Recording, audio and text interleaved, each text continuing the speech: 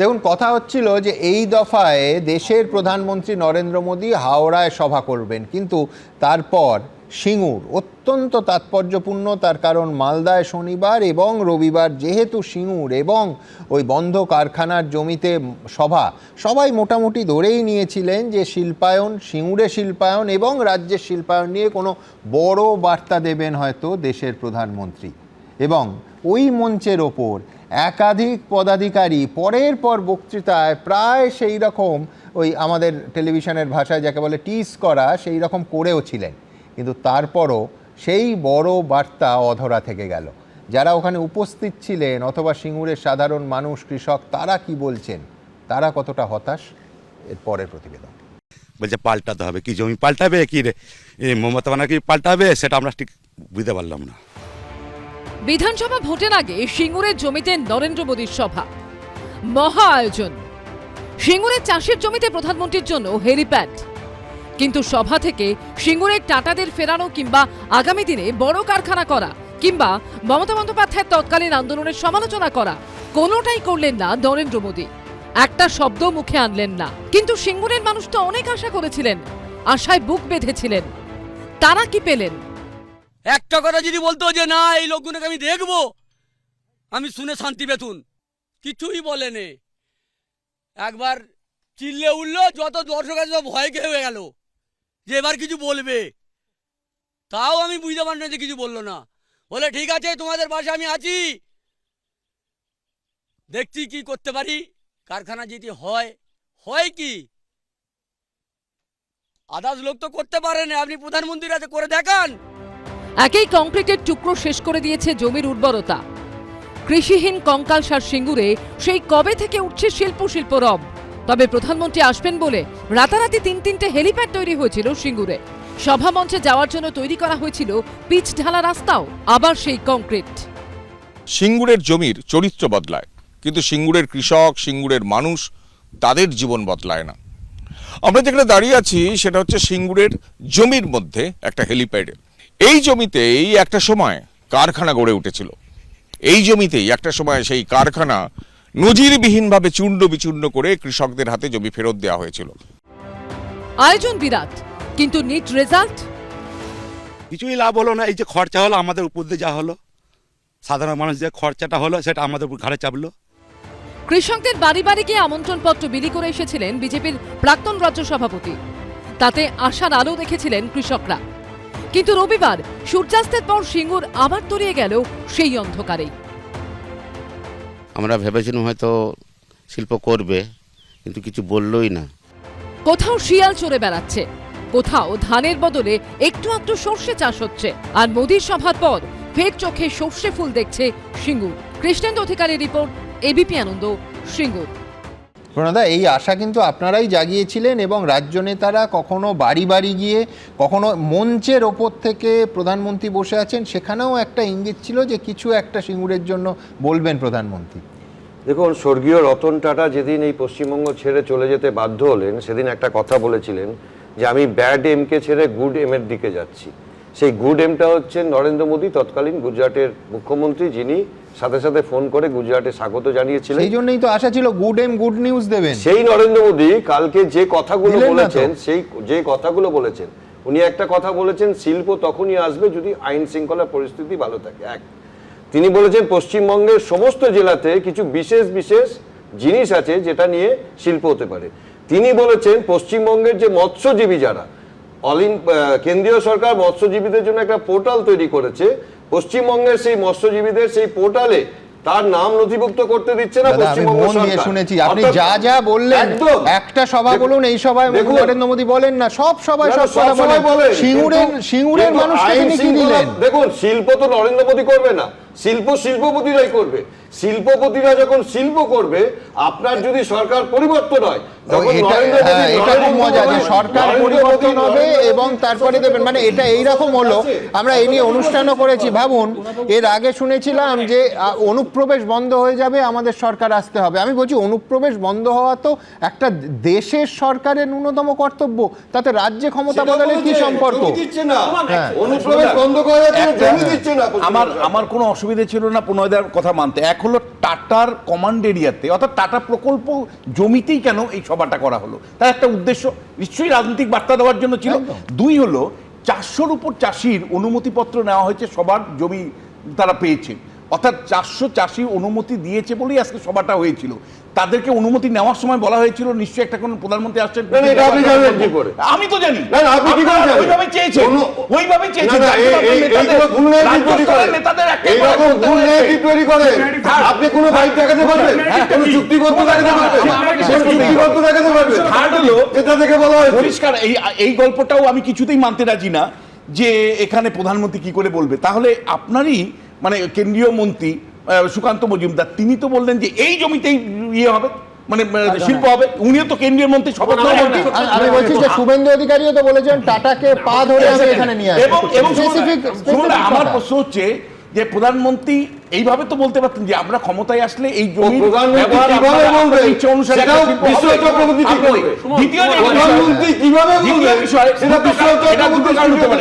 একটা হতে পারে যে প্রধানমন্ত্রীকে যে ভাষণটা তৈরি করে দেয় করেছে, আসনে ছিল ওই যে নরেন্দ্র মোদী মমতার যে সেটিং, সেই সেটিং এর জন্য শেষ পর্যন্ত বেরোয়নি যে ওখানে শিল্প করবো। না হলে আপনি বলুন মানে মমতা বন্দ্যোপাধ্যায়ের ভূমিকা নিয়ে, মমতা বন্দ্যোপাধ্যায়ের টাটা তাড়ানোর ভূমিকা নিয়ে কেন প্রধানমন্ত্রী একটি কথা বললেন না? দ্বিতীয় যেটা প্রধানমন্ত্রী কেন বললেন না ওই টাটা এলাকাতে চাষিদের জন্য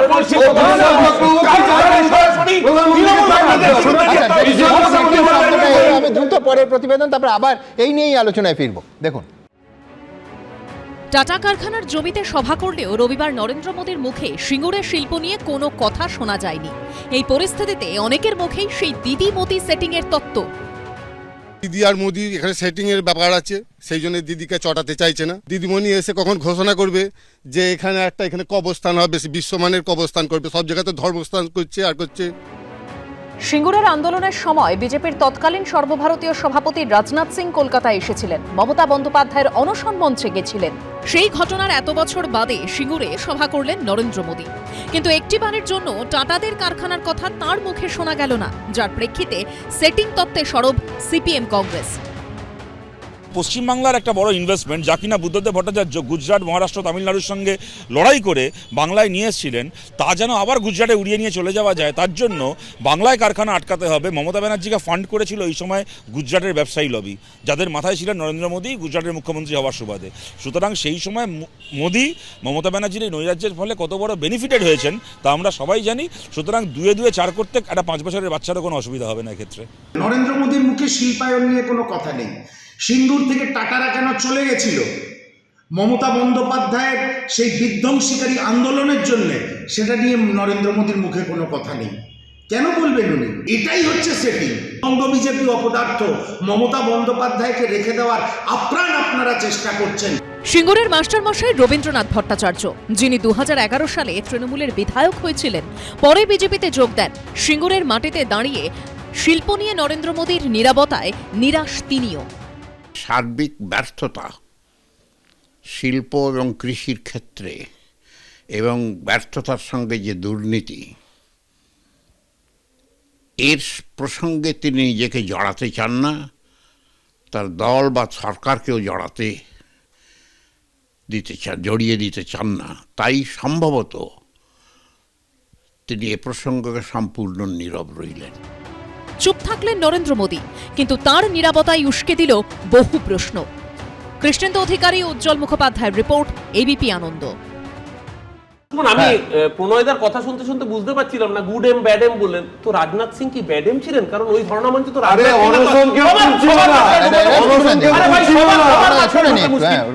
রাজনাথ সিং কি গুড এম না ব্যাড এম ছিলেন আমার জানতে ইচ্ছে হচ্ছে। এক, দ্বিতীয় কথা, সিঙ্গুরের জমি অধিগ্রহণ অবৈধ ছিল, সুপ্রিম কোর্ট বলেছে, আমাদেরকে বলতে হয়নি। তৃতীয় কথা, আমি তো ভেবেছিলাম নরেন্দ্র মোদী 3টে লাল টুকটুকে ন্যানো নিয়ে আসবেন, একটি সুকান্ত মজুমদার, একটি শ্রমিক ভট্টাচার্য, একটি শুভেন্দু অধিকারীকে দেবেন। তারপর ভাবলাম 7 বছর আগে তো ন্যানোর প্রোডাকশনটাই বন্ধ হয়ে গেছে। উল্টে টাটা মোটরসের এমডি এন চন্দ্রা নবান্নে এসে মমতা বন্দ্যোপাধ্যায়কে মিট করে এ রাজ্যে অটোমোবাইল ইন্ডাস্ট্রি তৈরি করার জন্য অ্যাপিল করেছেন।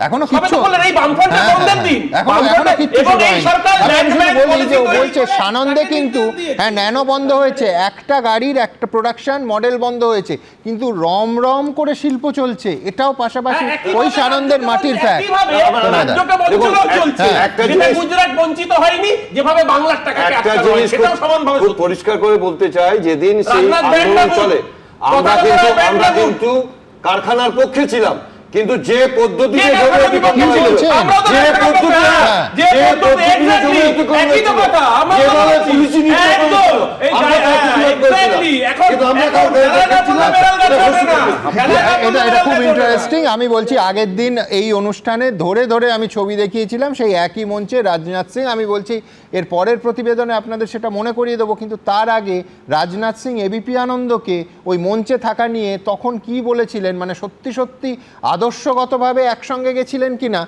আমি দ্রুত একবার দেখে নিই। सुश्री ममता बनर्जी हमारी एनडीए की एलआई है, भारतीय जनता पार्टी पश्चिमी बंगाल में ममता बनर्जी के साथ है। তথাগত রায় ওনাকে মঞ্চে নিয়ে গেলেন, একেবারে স্পষ্ট ভাষায় উনি মমতা বন্দ্যোপাধ্যায়কে সমর্থন করেছিলেন, একবারও বলেননি যে আমি এই অর্থে আদর্শগতভাবে করেছি করিনি, কিচ্ছু না, একেবারে দু হাত তুলে সমর্থন করেছিলেন রাজনাথ সিংয়ের নেতৃত্বে শরিক হিসেবে মমতা বন্দ্যোপাধ্যায়কে। আমি দ্রুত আমার পরের প্রতিবেদন, যে আগের দিন যেটা আপনাদের দেখাইনি, সেটা হচ্ছে এই গোটা বিতর্কটার সময় 12ই অক্টোবর 2008 সালে বুদ্ধদেব ভট্টাচার্য এবং মমতা বন্দ্যোপাধ্যায়কে যখন সানন্দে নিয়ে চলে গেছেন কারখানা, মানে টাটা গিয়ে গুজরাটে কারখানা স্থাপন করেছে, নরেন্দ্র মোদী একটা চিঠি লিখেছিলেন। দীর্ঘ এই চিঠি আমি না পড়ে আমি দ্রুত একবার আপনাদের দেখিয়ে দিচ্ছি পরের প্রতিবেদন। প্রত্যাশা ছিল অনেক, মুখরা তৈরি করে দিয়েছিলেন রাজ্য বিজেপি নেতারা।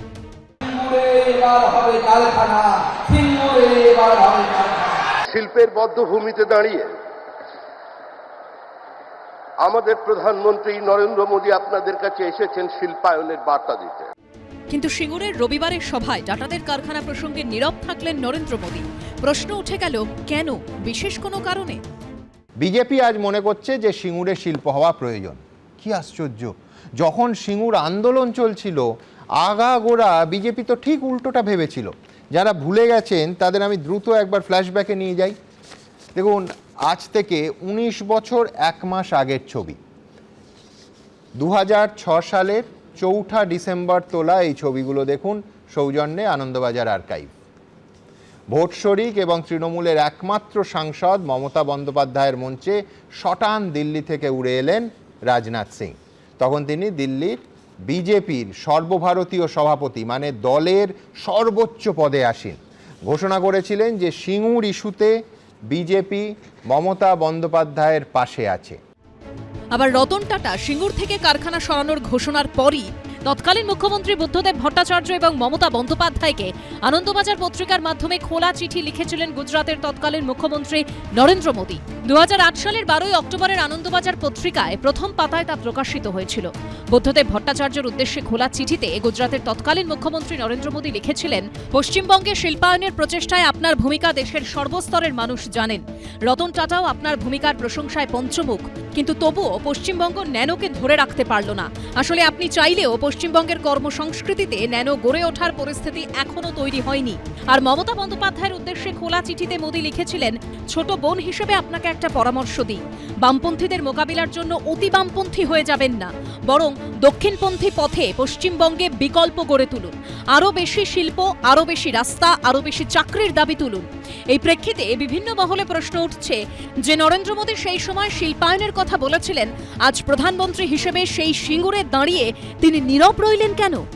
পশ্চিমবাংলায় মমতা বন্দ্যোপাধ্যায়ের ওই নৈরাজ্য তৈরি করে সিঙ্গুরে শিল্পায়নকে আটকানোর ফলে যদি বিগেস্ট বেনিফিশিয়ারি তার হয়ে থাকেন মমতা বন্দ্যোপাধ্যায় রাজনৈতিকভাবে, তাহলে সেকেন্ড বিগেস্ট বেনিফিশিয়ারি হচ্ছেন তৎকালীন গুজরাটের মুখ্যমন্ত্রী নরেন্দ্র মোদী। কেননা যে কারখানাটা সিঙ্গুরে হওয়ার কথা ছিল, সিঙ্গুরে না হওয়ার ফলে সেই কারখানাটা তখন চলে যায় গুজরাটের সানন্দে। পশ্চিমবাংলার একটা বড় ইনভেস্টমেন্ট, যা কিনা বুদ্ধদেব ভট্টাচার্য গুজরাট, মহারাষ্ট্র, তামিলনাড়ুর সঙ্গে লড়াই করে বাংলায় নিয়ে এসেছিলেন, তা যেন আবার গুজরাটে উড়িয়ে নিয়ে চলে যাওয়া যায়, তার জন্য বাংলায় কারখানা আটকাতে হবে। মমতা ব্যানার্জিকে ফান্ড করেছিল এই সময় গুজরাটের ব্যবসায়ী লবি, যাদের মাথায় ছিলেন নরেন্দ্র মোদী গুজরাটের মুখ্যমন্ত্রী হওয়ার সুবাদে। এই ভূমিকা বদল নিয়ে যুক্তি খাড়া করেছে বিজেপি।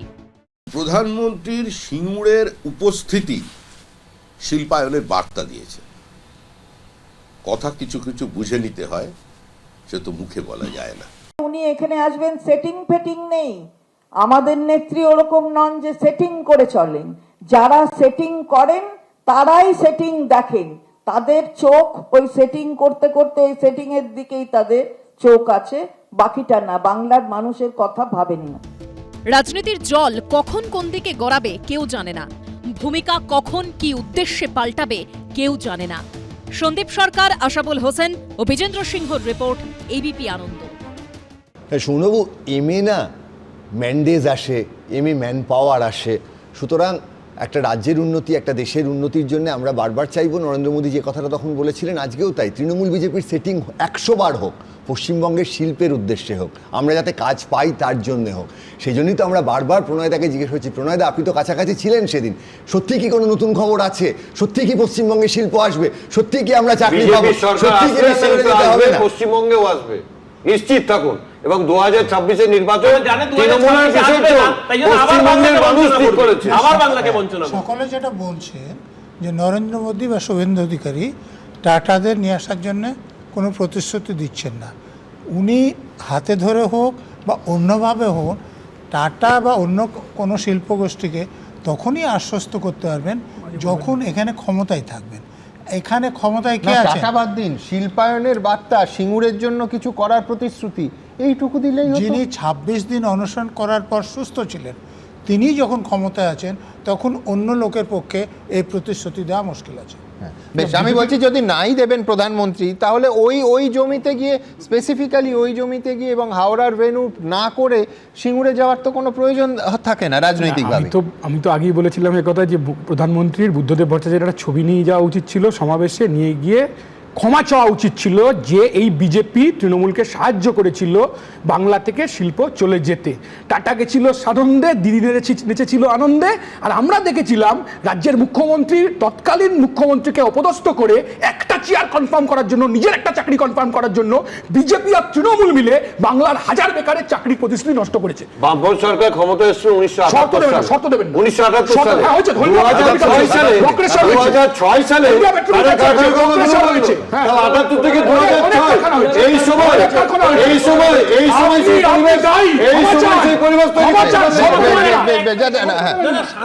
আনন্দের সাথে মিলিয়ে সুমনদের সাথে আমি একটা কথাই বলতে চাই, একজন গণহত্যাকারী কি চিঠি লিখলো সেটা দিয়ে বাংলার মানুষ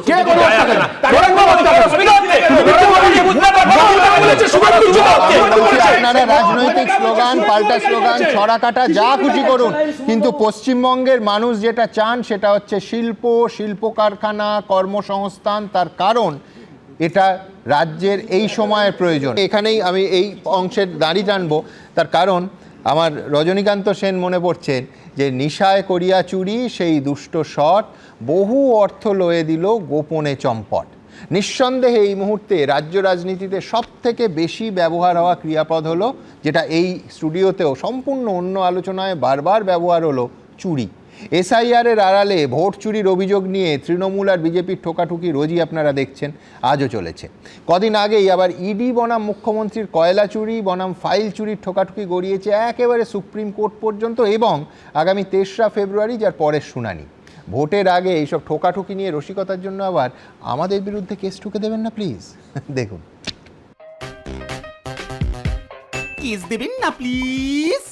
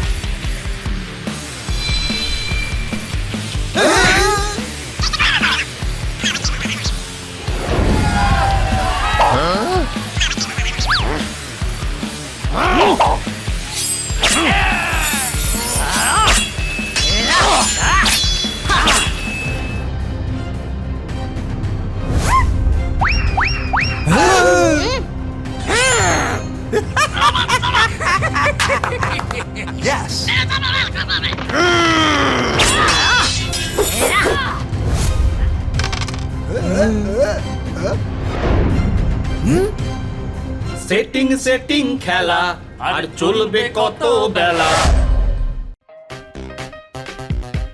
কিস দেবেন না প্লিজ।